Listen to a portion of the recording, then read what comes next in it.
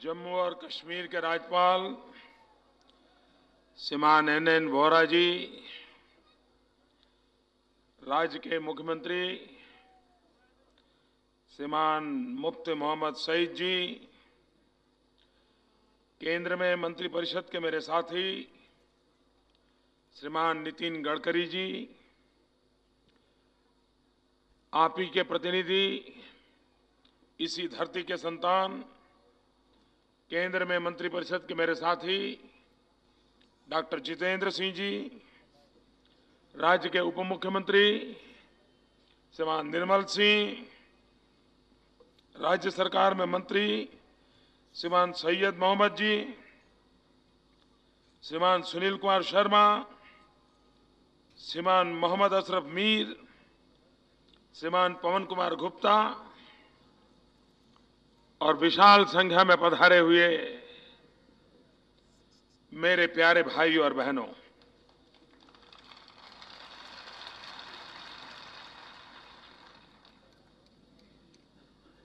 आज मैं श्रीनगर में एक कार्यक्रम के लिए गया और दूसरे कार्यक्रम के लिए आपके बीच आने का सौभाग्य मिला है।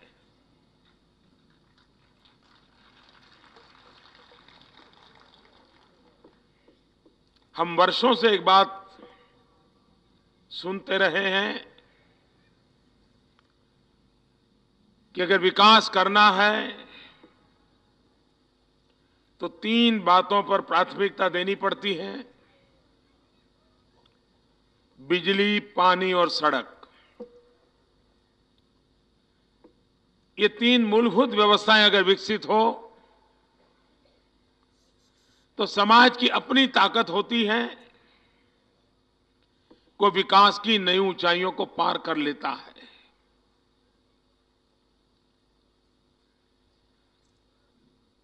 आज पूरा विश्व ग्लोबल वार्मिंग, क्लाइमेट चेंज, इससे बड़ी भारी चिंता में है। पूरा विश्व इन दिनों इसी मुद्दों की चर्चा कर रहा है कि जो तापमान बढ़ रहा है उसको कम कैसे किया जाए, ये जो हमारे ग्लेशियर हैं उसको कैसे बताया जाए, जिन ग्लेशियर से हमें पानी मिलता है उन नदियों को कैसे बचाया जाए, प्राकृतिक रक्षा कैसे की जाए। और उस एक बात उसमें ध्यान में आती है कि बिजली उत्पादन के रास्ते बदले जाएं और उसमें सबसे सरल पर्यावरण की रक्षा करने वाला मार्ग है वो पानी से पैदा होने वाली बिजली, सूर्य शक्ति से पैदा होने वाली बिजली, हवा से पैदा होने वाली बिजली। और इसलिए पवन चक्की लगाना, सोलार पैनल लगाना, हाइड्रो प्रोजेक्ट लगाना, ये मानव जात के कल्याण के लिए, भावी पीढ़ी को बचाने के लिए एक सामाजिक दायित्व बना है। आज ये जो बिजली का प्रोजेक्ट का लोकार्पण हो रहा है, वो बिजली तो मिलने वाली है, बिजली से विकास की यात्रा को बल भी मिलने वाला है, लेकिन साथ साथ हम आने वाली पीढ़ियों के कल्याण के लिए पर्यावरण की रक्षा का भी एक उम्दा काम करने जा रहे हैं। भारत ने एक बहुत बड़ा लक्ष्य रखा है, 175 गीगावाट रिन्यूएबल एनर्जी। हमारे देश में मेगावाट तक ही हम सोचते थे, 1000 मेगावाट, 5000 मेगावाट, 10,000 मेगावाट, लेकिन गीगावाट ये शब्द हमारे देश में सुनाई नहीं देता था। आज ये सरकार 175 gigawatt solar energy, wind energy की ओर जा रहा है, ताकि हम पर्यावरण की भी रक्षा कर सके और बिजली के माध्यम से विकास के नए द्वार खोल सके। हमारा एक सपना है कि 2022 में जब भारत अपने आजादी के 75 साल मनाता होगा, तब हिंदुस्तान के हर गांव में 24 घंटे बिजली उपलब्ध होनी चाहिए।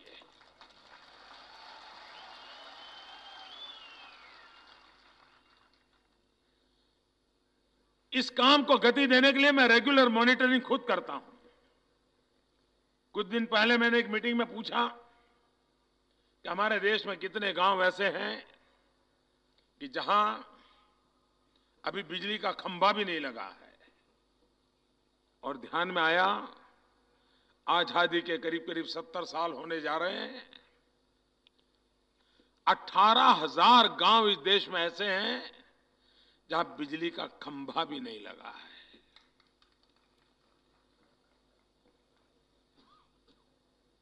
अब इससे बड़ा दुर्भाग्य क्या हो सकता है। और इसलिए हमने बीड़ा उठाया है,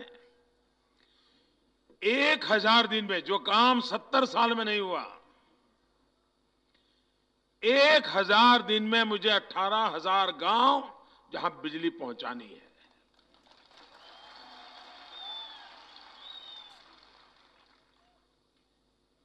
सरकारी मशीनरी को समय सीमा का टारगेट दिया है और रेगुलर उसका मॉनिटरिंग चलता है कि कितनी जगह पे खंभे पहुंचे, कहां पर गड्ढे डाले, कहां खंभे खड़े हुए, तार कहां कहां पहुंचा। दूसरा सपना है 365 दिन 24 घंटे बिजली। आज बिजली के बिना जीवन संभव नहीं है। हमारा युग टेक्नोलॉजी ड्रिवन युग है। कुछ तो गांव ऐसे हैं मोबाइल फोन है, लेकिन मोबाइल फोन चार्ज करना है तो दूसरे गांव जाना पड़ता है।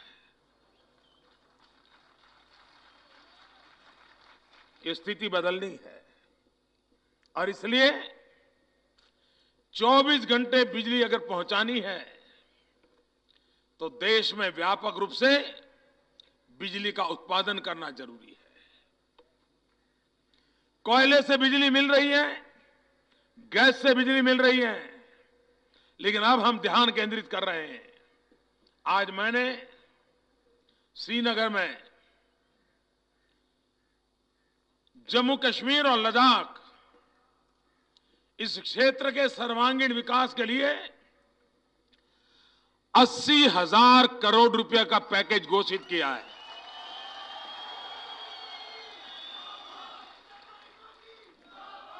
इन 80,000 करोड़ के पैकेज में लेह लद्दाख, जहां पर सोलर एनर्जी की बहुत संभावना है,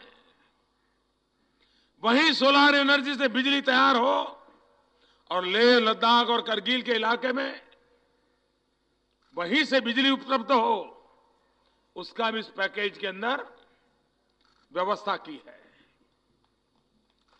हमने एक अभियान चलाया है पूरे देश में, बिजली बचाओ। जैसे बिजली उत्पादन का महत्व है, जैसे बिजली पहुंचाने का महत्व है, उससे भी ज्यादा बिजली बचाने का महत्व है। और आज टेक्नोलॉजी इतनी बदली है कि आप बिजली भी बचा सकते हैं, पैसे भी बचा सकते हैं। एलईडी बल्ब सरकार के द्वारा दिया जा रहा है, सस्ते में दिया जा रहा है। नगर पालिकाओं से आग्रह किया जाता है कि आप स्ट्रीट लाइट में जो बिजली के बल्ब उपयोग करते हैं, एलईडी बल्ब उपयोग कीजिए। और उसके कारण बिजली का बिल भी कम आता है, बिजली की बचत होती है। अगर आपके परिवार में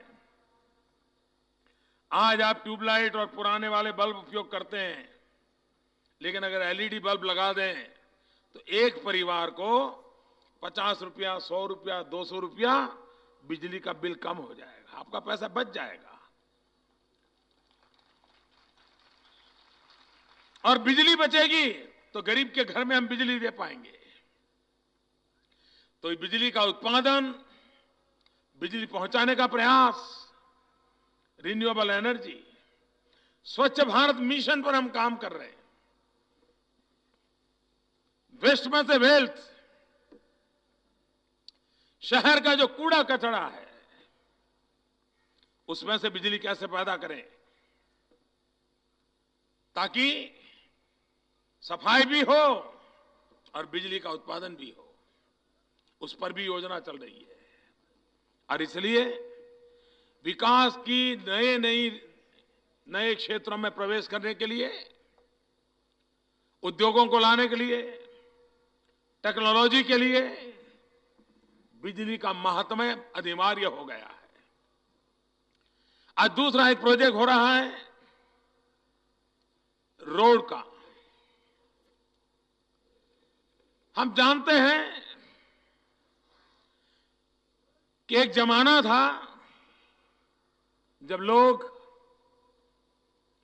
नदी के पास शहर बसाते थे, जिंदगी गुजारते थे। जहां से नदी गुजरती थी वहीं जीवन विकसित होता था। लेकिन बाद में कालखंड ऐसा आया कि जहां से हाईवे गुजरता है उसके अगल बगल में ही लोग बसना शुरू करते हैं, क्योंकि कनेक्टिविटी आज के युग में अनिवार्य हो गई है। और सिर्फ काला रंग बिछा दिया टार रोड का, ऐसा ही अब लोगों को वो नहीं चलता है। आजकल अगर हमें भी कोई मेमोरेंडम भेजता है तो ये नहीं कहता है कि साहब रोड बनाना है, वो कहता है साहब 4 लेन चाहिए, पेवर रोड चाहिए। हम कहते हैं तुम्हें गांव में जाना है भाई, नहीं नहीं साहब अब जमाना बदल गया है, पेवर रोड चाहिए। सामान्य मानवी की सोच और अपेक्षाएं बदलती जा रही है और इसलिए रोड आधुनिक होने, रोड का समयानुकूल नया आर्किटेक्चर हो, रोड के निर्माण में नई टेक्नोलॉजी हो, नया मटेरियल हो, इस पर हम बल दे रहे हैं। अभी नितिन जी बता रहे थे कि आपका समय बच जाएगा।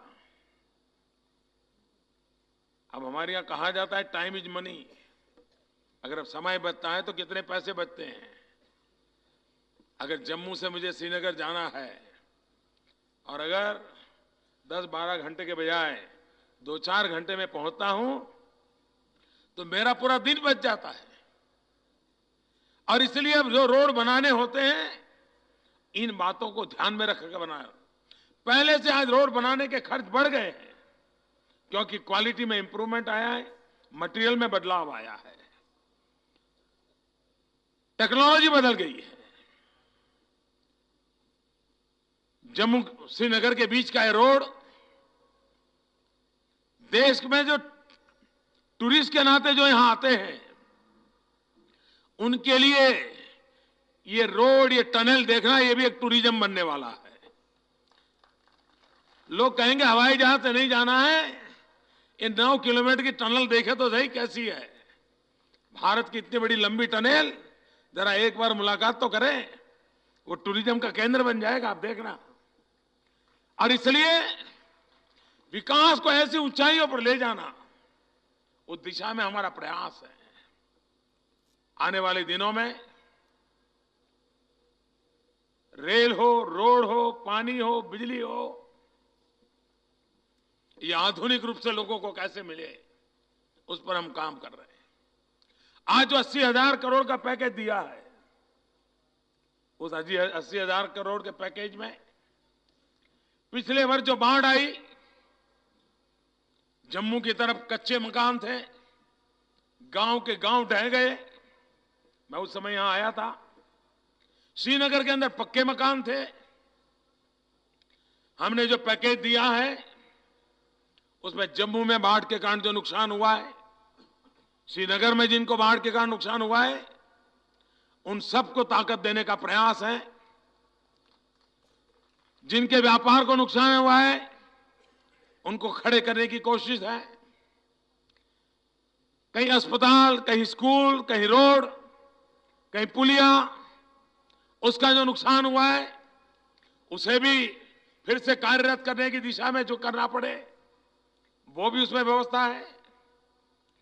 लेकिन साथ साथ जम्मू कश्मीर को एक नई ताकत भी मिलनी चाहिए। और जम्मू कश्मीर को नई ताकत मिलेगी नौजवानों को रोजगार मिलने से।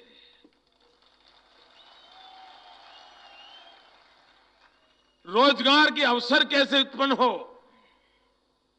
रोजगार की संभावनाएं कैसे बढ़े, उसके लिए क्या क्या करना चाहिए, इसको ध्यान में रख करके ये 80,000 करोड़ रुपए का पैकेज दिया है।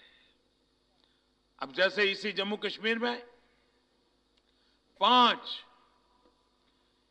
इंडिया रिजर्व बटालियन बनाने का निर्णय किया है। ये 5 IR बनने का मतलब है कि इस राज्य के 4,000 नौजवानों का रोजगार, यानी 4,000 परिवारों में आर्थिक व्यवस्था।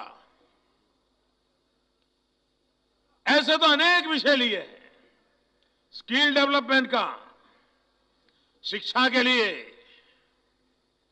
IIT, IIM, अस्पताल, एम्स,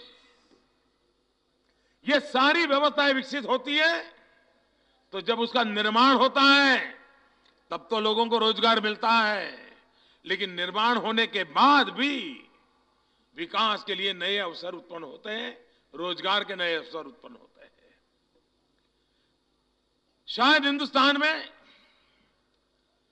जम्मू कश्मीर को जो मुसीबत झेलनी पड़ी है वो मुसीबत और राज्यों को झेलनी नहीं पड़ी है। वो मुसीबत ये है 1947 से लाखों की तादाद में विस्थापितों का समूह इस भूभाग पर है।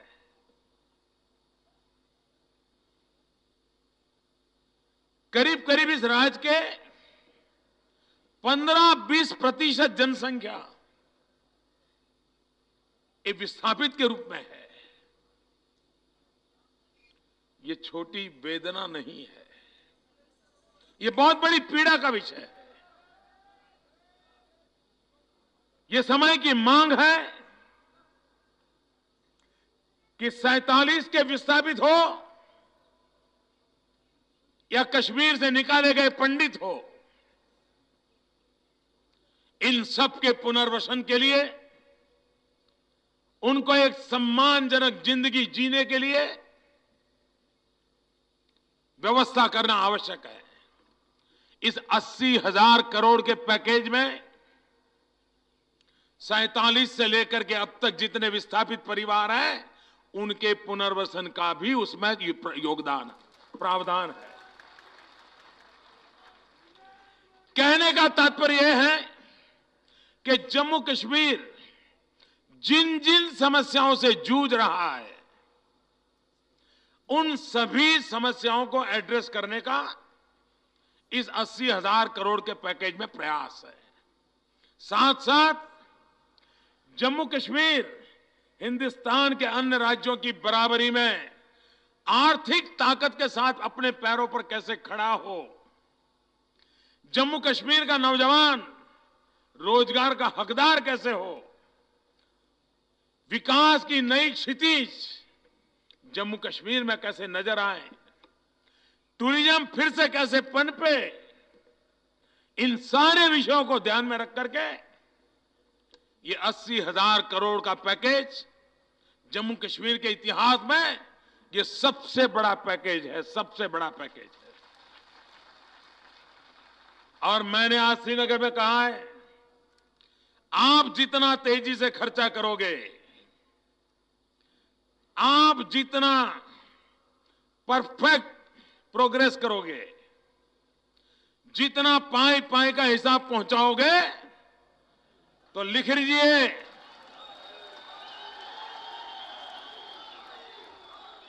आप लिख के रखिए, ये 80,000 करोड़ का पैकेज ये पूर्ण विराम नहीं होगा, ये शुभ शुरुआत होगी। अगर ये काम आगे अच्छे बढ़ा,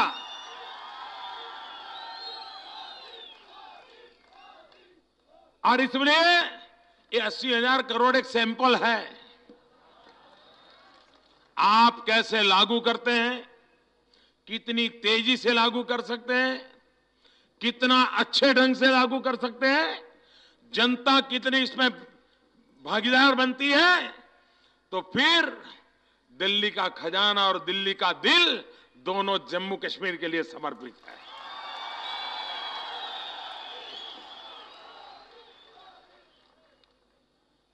इन दिनों मैं खास करके नौजवानों से कहना चाहता हूं, भारत सरकार की जो योजनाएं हैं उसमें कुछ योजनाएं बड़ी अहम हैं जिसका आप फायदा उठाइए। एक प्रधानमंत्री मुद्रा योजना शुरू की है, और ये मुद्रा योजना ऐसी है कि जो हमारे देश के सामान्य व्यापार करने वाले लोग हैं, छोटा मोटा कारोबार करने वाले कौम है, कोई अखबार बेचता होगा, कोई दूध बेचता होगा, कोई फूल बेचता होगा, फल बेचता होगा, कोई माता वैष्णो देवी का प्रसाद बेचता होगा, कोई छोटा सा ढाबा चलाता होगा, कोई चने मुरमुरे बेचता होगा, कोई कपड़े बेचता होगा, कोई गांव-गांव जाकर के बर्तन बेचता होगा, छोटे छोटे लोग। इन लोगों को 1,000 रुपया भी चाहिए अपने माल लाने के लिए, तो साहूकार के पास जाकर के बहुत ऊंचे ब्याज से पैसा लाना पड़ता है, और वो कमाई करता है, उससे आधे से ज्यादा पैसा वो साहूकार के जेब में चला जाता है, ब्याज में चला जाता है। ये गरीब आदमी, सामान्य व्यापारी, छोटा व्यापारी, उसको कभी 5,000 रुपया चाहिए, 10,000 रुपया चाहिए, तो उसके हाथ कुछ लगता नहीं है। और बैंक कभी इन लोगों की तरफ देखने को तैयार नहीं थी। बैंकों के सामने तो बड़े बड़े लोग आ जाए, उसी में उनका इंटरेस्ट था। प्रधानमंत्री मुद्रा योजना के तहत ऐसे लोगों को बैंक का लोन देने का काम चल रहा है, और इसकी विशेषता यह है कि आपको कोई गारंटी नहीं देनी पड़ेगी।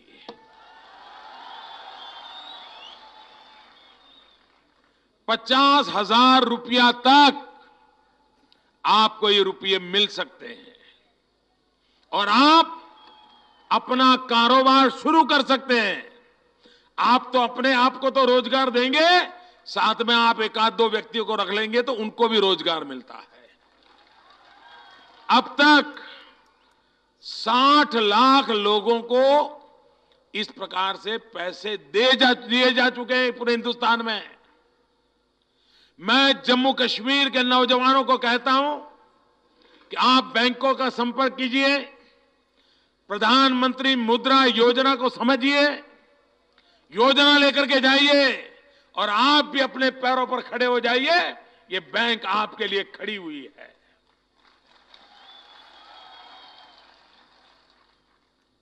उसी प्रकार से हमने एक और योजना बनाई है नौजवानों के लिए, startup India, stand up India. जिनके पास कोई न कोई टेक्नोलॉजी का स्वभाव है, नई नई चीजें करने का स्वभाव है, इनोवेशन करने का स्वभाव है, अगर वो इसमें कोई उत्पादन में जाना चाहता है तो सरकार उसको हर प्रकार से मदद करना चाहती है। नौजवान आए मैदान में, अपनी बुद्धि प्रतिभा का उपयोग करें। सरकार उनको धन देना चाहती है और मैंने बैंकों को कहा है कि हर ब्रांच एक दलित या ट्राइबल और एक महिला, कम से कम 2 लोगों को स्टार्टअप के लिए लोन दें। वो मुद्रा योजना से अलग है, तो ये तो ज्यादा लगेगा, 10 लाख 20 लाख रुपया लगेगा। उसकी मैंने योजना बनाई है। मैं नौजवानों को आग्रह करता हूं कि सरकार की इस योजना का फायदा उठाइए। आप अपने पैरों पर खड़े हो जाइए, विकास की नई ऊंचाइयां अपनी जिंदगी में पार कीजिए। आज दिल्ली में ऐसी सरकार है जो सिर्फ आपके लिए जीती है, आपके लिए कुछ करना चाहती है। आप आगे आइए, आप इसका भरपूर फायदा उठाइए। भाइयों बहनों, आज मुझे जम्मू कश्मीर में जो आप सब भाइयों बहनों ने प्यार दिया है, स्वागत सम्मान किया है, मैं इसके लिए आपका बहुत बहुत आभारी हूं। और हमारे नितिन जी देश को बड़ी तेज गति से दौड़ाने पर लगे हुए हैं। चारों तरफ रोड बनाने का काम चल रहा है। पहले मुझे बताते थे कि पहले एक दिन में 2 किलोमीटर होता था, और अभी आज का 18 है और मार्च तक 30 है। हमारे देश में हमारी सरकार बनने से पहले हिंदुस्तान का हिसाब लगाते थे तो एवरेज एक दिन में 2 किलोमीटर रोड बनता था। पूरे देश में कहीं जो भी बनता था उसका हिसाब लगाए तो एक दिन में 2 किलोमीटर। हमारे नितिन जी ने पिछले 17 महीने में मेहनत करके एक दिन में 18 किलोमीटर पर पहुंचाया है।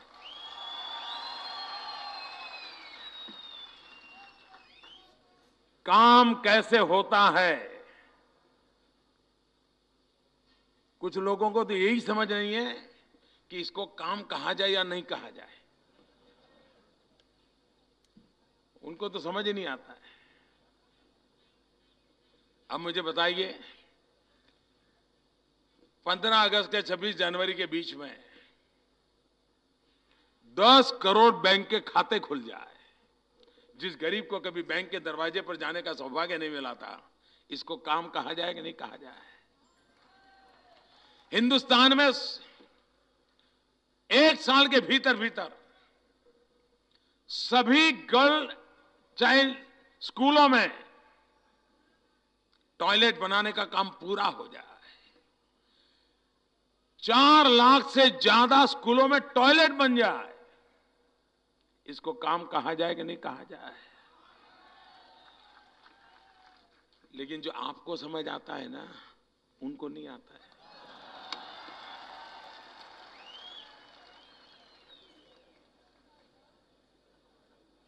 ऐसे तो मैं सैकड़ों चीजें आपको गिना सकता हूं। बहुत बहुत धन्यवाद आप सबका। Thank you.